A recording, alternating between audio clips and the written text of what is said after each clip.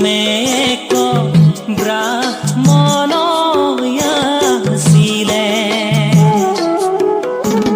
ভাৰ্যাৰ নাম ৰমাৱতী বিনন্দীয়া ৰূপে। শ্ৰুতদেৱ নামে এক ব্ৰাহ্মণ আছিলে। ভাৰ্যাৰ নাম ৰমাৱতী বিনন্দীয়া ৰূপে। শ্ৰুতদেৱৰ ৰসতে ৰমা দেৱীৰ গৰ্ভে এটি পুত্ৰ উপজিলে ব্ৰাহ্মণৰ গৃহে। ঐ ৰাম শ্ৰুতদেৱ চলি গ'লে যমৰ নগৰে। গণকে বুলিলা বাণী শুনা ৰমাৱতী। তজু পুত্ৰ জয়দেৱ হৈব গুণী জ্ঞানী।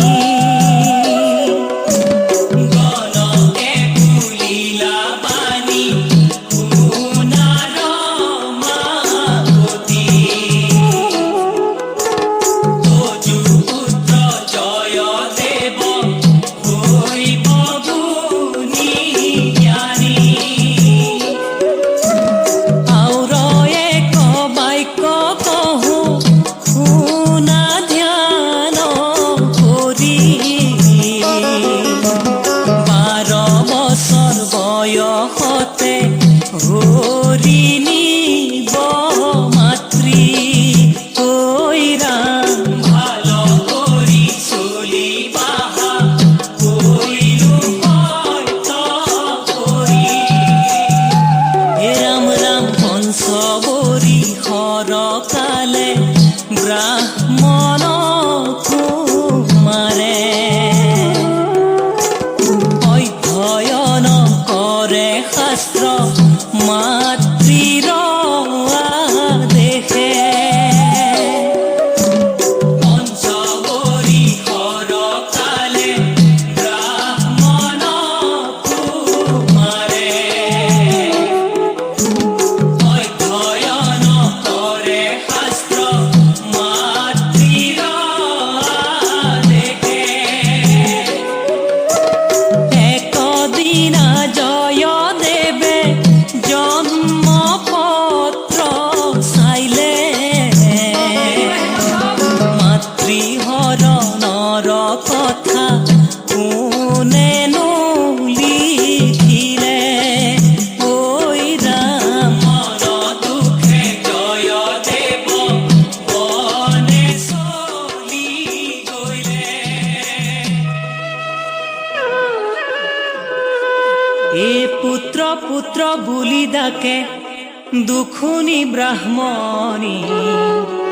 হাহাকাৰ কৰে চিত পুত্ৰক নেদেখি।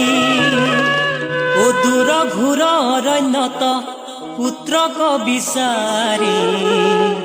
বৃক্ষ তলে ৰৈলে আশী সতী ৰমাৱতী। কোনেনো বুজিব পাৰে কপালৰ লিখন। বিধিৰ বিধান নোহে কদাপি খণ্ডন। 12 বছৰ পূৰ্ণ হৈব আছে কদিন। মাতৃৰ সন্তাপে পুত্ৰই কৰিছে ক্ৰন্দন।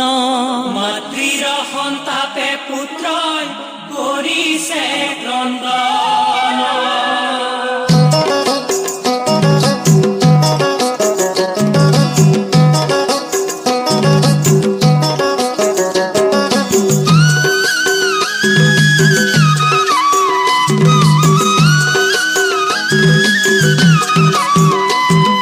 বন মাজে অন্ধকাৰ হইলে।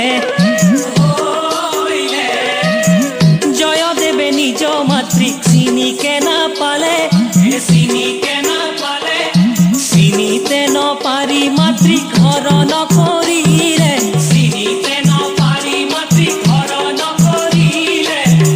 মুଣ୍ଡক খন্দাবে জয় দেব জয় দেব জগতর জগন্নাথর পাখে চলি গইলে পাপি তোর নাহি স্থান জগন্নাথে বুলে পাপি তোর নাহি স্থান জগন্নাথে বুলে এই বুলি ক্রোধে জগন্নাথে জয়দেবর হাত ভরি মুন্ডক কাটিলে সেই মুন্ড জগন্নাথ সেবিবে চলিলে